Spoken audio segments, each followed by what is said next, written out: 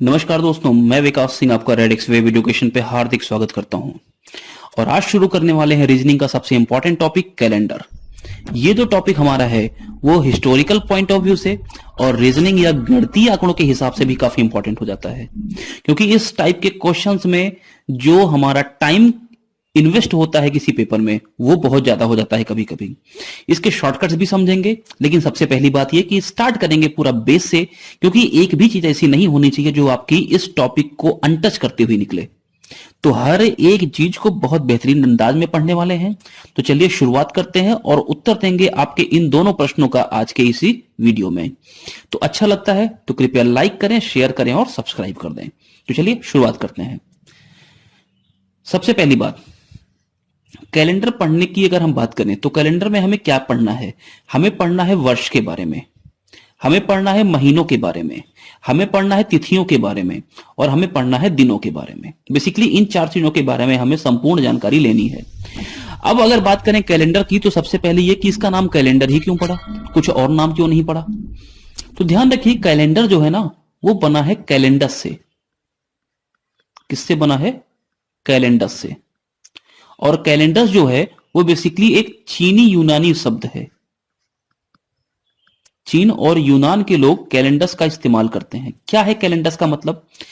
पहले आपको अगर ध्यान होगा राजा महाराजाओं की, अगर आपने कभी कोई मूवी वगैरह या फिर कोई सीरियल देखा होगा तो उसमें देखा होगा एक व्यक्ति होता है जब जो घोषणाएं करता है गांव गांव में जाके, आगे ढोल रखे होता है, सुनो सुनो ऐसा करके होता है ना।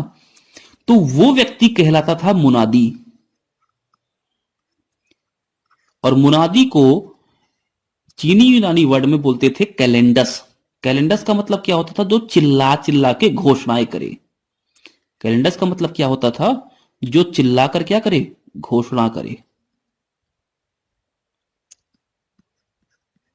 ठीक है। तो इसी कैलेंडस वर्ड को आगे कैलेंडर के रूप में प्रचलित किया गया। इसीलिए कैलेंडस चीनी यूनानी शब्द को, जो मुनादी का ही एक प्रतिरूप है, उसी को आगे चल के क्या बोला गया? कैलेंडर बोला गया। इतनी बात मेरे ख्याल से समझ में आ गई होगी। अब दूसरी बात कि भाई कैलेंडर की शुरुआत हुई क्यों? तो बेसिकली जो चाल चक्र वगैरह हैं, जो त्योहार हैं, जो मौसम है, जो ग्रहों की स्थितियां हैं, इन सब के बारे में हमें पता कैसे चले? क्योंकि हर व्यक्ति तो ग्रह नक्षत्रों के बारे में या उनकी चालों के बारे में नहीं पढ़ सकता। तो उसको तो समझने के लिए कुछ ना कुछ दिन, वर्ष, महीने इसका पता होना जरूरी है। शुक्ल पक्ष बोल दोगे तो अभी मुश्किल से ही किसी को समझ में आएगा, या जिसने इसका ज्ञान प्राप्त किया होगा उसको समझ में आएगा। लेकिन अगर बोल दो सोमवार तो सबको समझ में आ जाएगा। बात समझ में आ रही है? तो इन्हीं सब बातों के लिए एक इंग्लिश कैलेंडर का इस्तेमाल किया गया, जिसको हम क्या बोलते हैं? Gregorian calendar. सबसे पहले अगर कैलेंडर की बात करें तो कैलेंडर की शुरुआत भारतीयों ने तो की, लेकिन जब से हिस्टोरिकल पॉइंट की बात करें तो वहां पे रोमन के द्वारा कैलेंडर की शुरुआत मानी जाती है। रोमन। अब ये रोमन में रोमन कैलेंडर चला, तो रोमन कैलेंडर जो था वो बेसिकली 304 दिनों का होता था। रोमन कैलेंडर जो था वो 304 दिनों का होता था। इन 304 दिनों को पूरे के पूरे 10 महीनों में डिवाइड किया गया था टोटल। यानी पहले कितने महीने होते थे? 12 नहीं होते थे, 10 महीने होते थे। इसका प्रूफ भी है, विशेषज्ञों ने इसका प्रूफ भी दिया कि भाई साहब देखो, सितंबर को क्या बोलते हो? सेप्ट जो होता है, सेप्टा, वो बेसिकली 7 के लिए इस्तेमाल होता है। जो ऑक्टा है वो बेसिकली 8 के लिए इस्तेमाल होता है। जो नैनो या नैव है वो 9 के लिए इस्तेमाल होता है। और जो डेक है, डेका, वो 10 के लिए इस्तेमाल होता है। तो बेसिकली जो आज हमारा दिसंबर 12वां महीना है वो कभी रोमन कैलेंडर में 10वां महीना हुआ करता था। कितने लोगों के लिए ये बात आज के लिए एकदम नई है कि 10वां महीना पहले था दिसंबर। अब इसमें भी दो तरह की धारणाएं थी। कुछ लोगों जो जूलियस सीजर के फॉलोअर्स थे उन्होंने जूलियस कैलेंडर या जूलियन कैलेंडर की बात करी आगे, और कुछ लोग आगे चल के ग्रिगोरियन कैलेंडर पे उतर गए।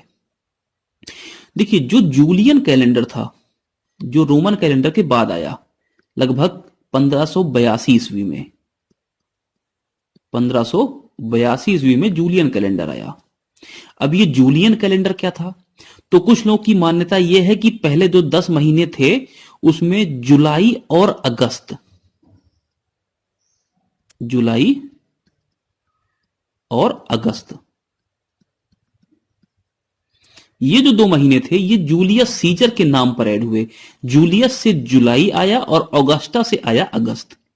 तो ये जो 2 महीने थे, ये 2 महीने जूलियस कैलेंडर के हिसाब से, जूलियन कैलेंडर के हिसाब से ऐड किए गए 1582 में। लेकिन कुछ फैक्ट लोगों की बात यह कहनी है, जो लोग हिस्टोरिकल फैक्ट्स में बिलीव करते हैं, जूलियस सीजर के फॉलोअर्स नहीं थे, उन्होंने ये बोला कि भाई इसी के बाद तुरंत आ गया था ग्रिगोरियन कैलेंडर। और जो ग्रिगोरियन कैलेंडर था, वो ग्रिगोरियन कैलेंडर क्या था कि उन्होंने ये माना कि जुलाई अगस्त पहले से ऐड था, जनवरी और फरवरी इन 2 महीनों को बाद में ऐड किया गया, जनवरी को फरवरी को। यानी मार्च से लेकर दिसंबर तक ये सारे महीने थे। और अगर हम अपने इतिहासों की बात करें तो हमारा इतिहास भी इस बात की पुष्टि करता है कि पहले के जो कैलेंडर थे वो मार्च से लेकर दिसंबर तक थे। यानी मार्च तब पहला महीना हुआ करता था, फर्स्ट मंथ था, और दिसंबर क्या था, 10वां महीना था, 10th मंथ था। तो जनवरी और फरवरी को ऐड किया गया, ठीक है। अब जनवरी फरवरी को ऐड किया गया तो भाई सीधी सी बात है 59 दिन जो बचे थे। अब देखो ये 304 दिन आगे चल के, थोड़ा सा मैथमेटिकली अगर बात करें, अभी आगे इसको देखने वाले हैं, ये 304 दिन बाद में चल के 305 या 306 दिन बन गए थे, क्योंकि पृथ्वी सूर्य का चक्कर लगाने में टोटल समय कितना लेती है, उसमें विशुद्धियां थी, उसको दूर किया गया। इसको भी अभी मैं आपको बताऊंगा। तो जनवरी 59 दिनों को ऐड कैसे किया गया, 59 या 60 दिनों को, तो बोला गया कि भाई साहब एक काम करो, 31 दिन दे दो जनवरी को, तो बचा कितना दिन फिर, अगर 31 जनवरी को दे दिया तो बचा 28 दिन, तो 59 दिन हो गए। तो इस तरह से फरवरी कितने दिनों की हो गई, 28 दिनों की। अब बात करते हैं कि फरवरी 28 दिनों की हुई, या जो वर्ष अब हम काउंट करते हैं, एक वर्ष में कितने दिन होते हैं, उसकी काउंटिंग कैसे चलती है। तो इन बातों पे भी जरा चर्चा कर लेते हैं। देखिए, पृथ्वी जो है वो सूर्य का जो चक्कर लगाती है, पृथ्वी सूर्य का चक्कर 365 दिन 5 घंटे 48 मिनट और 26 सेकंड में पूरा करती है। पृथ्वी जो सूर्य का एक चक्कर लगाती है वो कितने समय में लगाती है, 365 दिन 5 घंटा 48 मिनट और 26 सेकंड। अब बोला यह गया कि ये 5 घंटा 48 मिनट 26 सेकंड को अप्रोक्सीमेट 6 घंटा मान लेते हैं। देखना, इसीलिए जो आज का ग्रेगोरियन है, इंग्लिश कैलेंडर है ना, उसमें भी विशुद्धि है, यह भी मैं आपको भी बताने वाला हूं। तो 5 घंटा 48 मिनट 26 सेकंड को इसको लगभग कितना मान लिया गया, 6 घंटा। तो देखो, अगर मैं फर्स्ट ईयर की बात करूं, पहले साल की, अगर पहले साल की बात करूं तो कितने दिन हुए, 365 दिन हो गए, ये दिन हो गए। अच्छा, एक्स्ट्रा कितने घंटे बच गए, तो आप बोलोगे भाई साहब एक्स्ट्रा जो घंटे बच गए हैं वो बच गए 6 घंटे। सेकेंड ईयर की अगर बात करें तो इसमें भी 365 दिन काउंट हो गए, लेकिन 6 घंटे फिर एक्स्ट्रा बच गए, तो 12 घंटे एक्स्ट्रा हो गए। अगर मैं थर्ड ईयर की बात करूं तो थर्ड ईयर को क्या बोलेंगे, 365 दिन इसमें भी हो गए और फिर से 6 घंटे एक्स्ट्रा बच गए। जैसे ही मैं फोर्थ ईयर पे आया, फोर्थ ईयर में फिर से 365 दिन हो गए और 6 घंटे और एक्स्ट्रा बच गए। तो भाई देखो, ये 6 घंटे 6 घंटे 6 घंटे मिलके कितने हो गए, 24 घंटे हो गए। और आपको अच्छे से पता है कि 24 घंटे का एक दिन होता है, बोलो। इसीलिए बोला गया कि 365 दिन, तो ये इस 365 दिन में ये जो विशुद्धियां हमारी हैं 6 घंटे की, इनको भी तो एडजस्ट करना पड़ेगा। तो ये 24 घंटे यानी कि एक दिन इधर एक्स्ट्रा जोड़ दिया गया, तो ये सारी विशुद्धियां क्या हो गई, एडजस्ट हो गई। इसलिए बोल दिया गया कि चौथे साल जो है वो 366 दिन होते हैं। बात समझ में आ गई। अब लेकिन फर्क क्या पड़ा यहां पे, भाई ये 6 घंटे भी तो मैंने 5 घंटा 48 मिनट 26 सेकंड का अप्रोक्सीमेट लिया है। यानी अगर मैं मान के चलूं तो अगर ये 5 घंटा 49 मिनट है तो अभी लगभग 11 मिनट का फासला एक्स्ट्रा ऐड हो गया। इन सब में, क्योंकि हम तो 6 घंटे ले रहे हैं, लेना कितना चाहिए, 5 घंटा 49 मिनट लेना चाहिए था। तो ये जो 11 मिनट का फासला एक्स्ट्रा ऐड हो गया है, इस फासले को कभी ना कभी तो चल के कैलेंडर को भरपाई करनी पड़ेगी। तो 4909 ईस्वी में टोटल जो दिन होंगे उसमें एक दिन एक्स्ट्रा इसमें काउंट हो चुका होगा। बात समझ में आ रही है? यानी जैसे मान लो अगर सोमवार है तो बेसिकली उस दिन मंगलवार हुआ होगा, क्योंकि एक दिन इसमें एक्स्ट्रा ऐड है तो उस एक दिन को कम करना पड़ेगा। अगर कहीं मंगलवार, उसको क्या बोला जाएगा कि भाई आज वास्तव में सोमवार ही था। तो 4909 ईस्वी में जाके ये पूरी की पूरी भरपाई फिर से एक बार होगी। इतनी बात क्लियर? तो इसीलिए बोलता है कि पृथ्वी हर, मतलब ये जो कैलेंडर हमारा हर चौथे साल 366 दिन का हो जाता है। इसे आप में से बहुत से लोग जानते होंगे, इसको लीप वर्ष बोलते हैं। तो इतनी बात क्लियर हो गई। अब आते हैं किस पर, अपने वर्ष पर। तो अगर वर्ष की हम बात करें तो बेसिकली वर्ष दो टाइप के होते हैं, जिसको हम क्या बोल देते हैं, एक साधारण वर्ष होता है, नॉर्मल ईयर, और दूसरा हमारा होता है लीप वर्ष, जिसको हम हिंदी में क्या बोलते हैं, लीप वर्ष भी बोल देते हैं, या फिर इसे अधिवर्ष भी कहा जाता है। तो पेपर में कभी कभी अधिवर्ष लिखकर आता है तो उसको ध्यान रखिएगा, अधिवर्ष क्या होता है, लीप वर्ष ही होता है। तो ये जो लीप वर्ष या अधिवर्ष होता है, ये जो लीप वर्ष या अधिवर्ष है, इसकी पहचान कैसे होती है?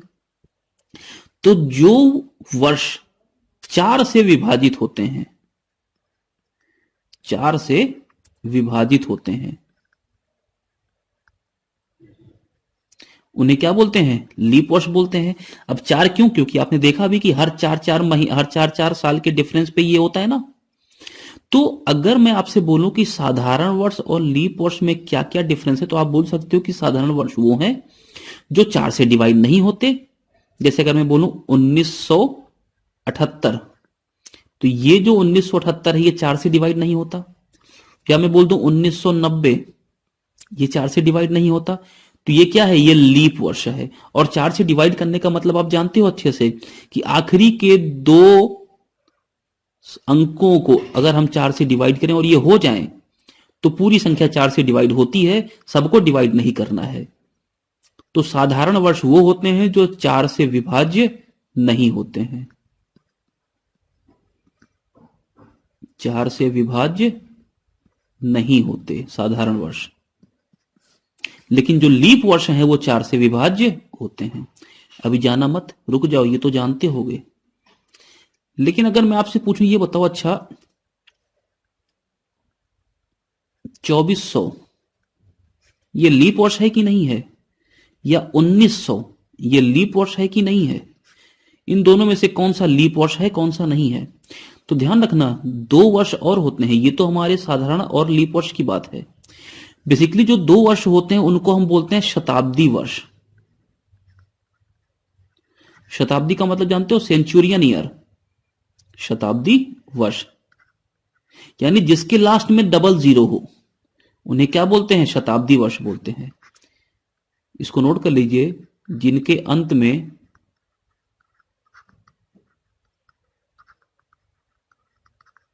डबल जीरो हो उन्हें क्या बोलते हैं, शताब्दी वर्ष। अब अगर शताब्दी वर्ष है तो उसमें भी 2 तरीके के वर्ष होते हैं, ध्यान रखना। एक तो होता है साधारण शताब्दी, क्या होता है, साधारण शताब्दी वर्ष, और एक होता है दूसरा लीप शताब्दी वर्ष। बात समझ में आ रही है? पहले तो ये कि आप ये समझो कि जो वर्ष हमें दिया है वो साधारण वर्ष दिया है या शताब्दी वर्ष दिया है। अगर साधारण वर्ष दिया है तो ठीक है, लेकिन अगर शताब्दी वर्ष है तो शताब्दी वर्ष में भी ध्यान आपको यह रखना है कि साधारण शताब्दी है या फिर लीप शताब्दी है।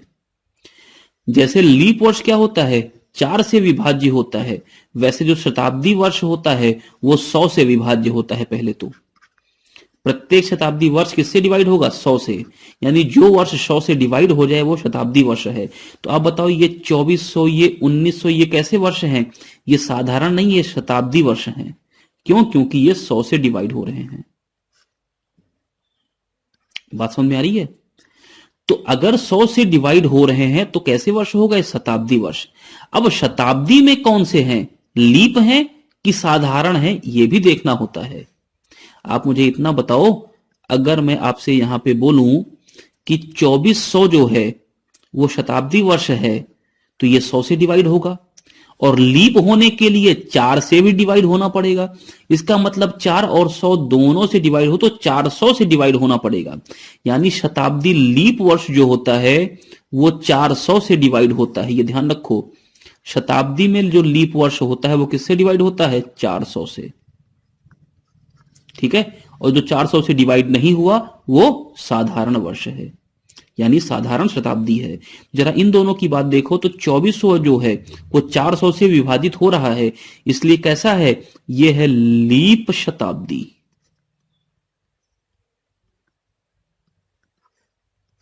समझे? लेकिन 1900 400 से नहीं कटता है, इसलिए कैसा है? ये शताब्दी तो है लेकिन साधारण शताब्दी है। बोलो, बात समझ में आ रही है? तो सबसे पहली बात तो लीप वर्ष नॉर्मल ईयर होता है, साधारण वर्ष, एक होता है शताब्दी वर्ष। नॉर्मल ईयर जिनके अंत में 00 ना हो वो नॉर्मल ईयर है। ठीक है, और जो शताब्दी वर्ष होता है उनके अंत में क्या होता है? 00 होता है। और जो नॉर्मल ईयर है, उन नॉर्मल ईयर्स में दो तरह के ईयर्स होते हैं, एक तो लीप ईयर होता है, एक साधारण वर्ष होता है। ये बात ध्यान रखना। साधारण वर्ष जो 4 से विभाज्य ना हो वो साधारण हो गए, और जो लीप वर्ष होते हैं वो 4 से विभाज्य होते हैं। ऐसे ही शताब्दियों की अगर मैं बात करूं तो शताब्दी में भी जो साधारण शताब्दी हो गया वो 4 से डिवाइड नहीं होता, जैसे 1900 है, ये 400 से डिवाइड नहीं होता है। लेकिन जो लीप शताब्दी होता है वो 400 से डिवाइड होता है। समझ में आ गई? तो मैं इसके बेस पर कुछ क्वेश्चंस दे रहा हूं, जरा समझिएगा और करने की कोशिश करिए। आपको पता करना है। अच्छा, एक बात और ध्यान रखिए, जो लीप वर्ष होते हैं ना, चाहे वो लीप साधारण हो चाहे वो लीप शताब्दी हो, चाहे वो कैसा हो, लीप साधारण हो या फिर वो लीप शताब्दी हो,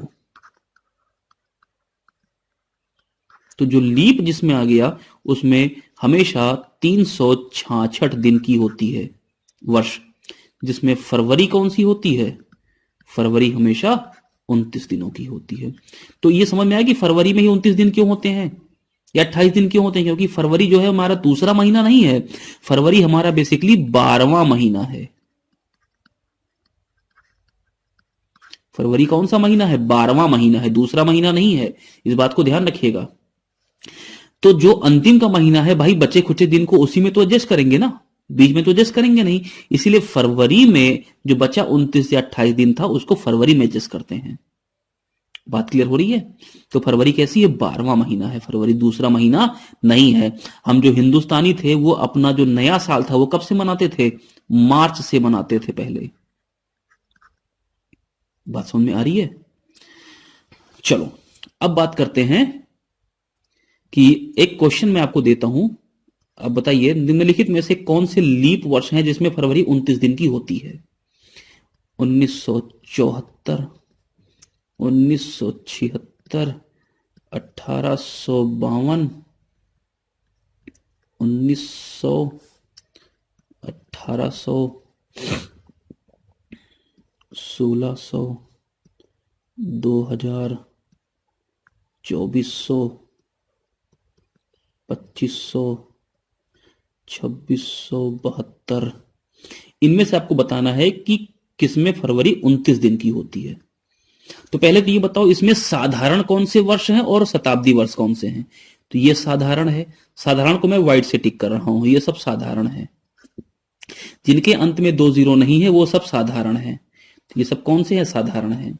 और जिनके अंत में मैं नीचे मैं येलो से टिक कर रहा हूं वो सब आपके कैसे हैं? शताब्दी हैं।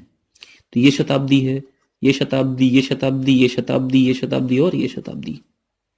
अब सबसे पहले साधारण में बताओ कौन कौन से लीप हैं। तो आप जानते हो 1974 को अगर मैं 4 से डिवाइड करूंगा तो ये 4 से नहीं करता 74, इसलिए ये साधारण है, लीप नहीं है। लेकिन 76 कट जाता है, इसका मतलब ये कैसा है? लीप वाला है। 1852 में 52 जो है वो 4 से कटता है, 13 चौका 52, ये लीप है। और 72 में देखो ये 72 जो है वो 4 से कटता है, इसलिए ये कैसा है? लीप है। तो लीप वाले कौन कौन से हो गए? 1 2 3 तो ये हो गए। अब बात करते हैं शताब्दी वाले में लीप कौन कौन से हैं, जरा देखिएगा। 1900, तो अगर 2 जीरो हटा दो तो देखो 400 से डिवाइड करने का मतलब समझो जरा। इसका मतलब 4 से डिवाइड करो कब, जब पहले 100 से डिवाइड कर दो। तो 100 से डिवाइड करके ये 2 जीरो हटा दो। अब 4 से क्या ये कट रहा है, नहीं कट रहा, इसका मतलब ये लीप नहीं है। 1800 में देखो 2 जीरो हटा दो, अब 4 से कटेगा, नहीं कटेगा। 2 जीरो हटा दो, अब 4 से कटेगा, कटेगा। तो ये हो गया एक लीप। 2 जीरो हटाओ, 20 4 से कटेगा, कटेगा। 2 जीरो हटाओ, 24 4 से कटेगा, कटेगा। 2 जीरो हटाओ, 25 4 से कटेगा, नहीं कटेगा।